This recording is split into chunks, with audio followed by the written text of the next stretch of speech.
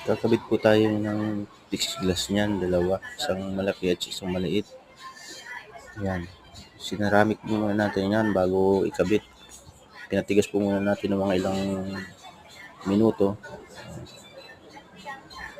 Diyan natin sila lalagay. Yan. Pison ho yan, pison. Shout out sa aking kasama. Yan.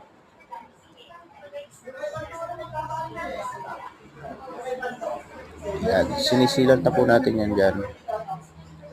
Bali po finishing na yan dyan. Kaya po may mga puti sa gilid ay masking tape po yan para pag hinagod natin ang silang hindi siya madumi. Malinis siya tingnan. Yung isa po pala niyan ay nakakabit na.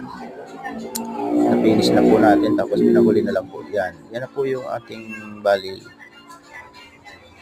Yan na po yung pinaka tapos niya. Yan. O, diba? Safety glass po yan. Flat lami.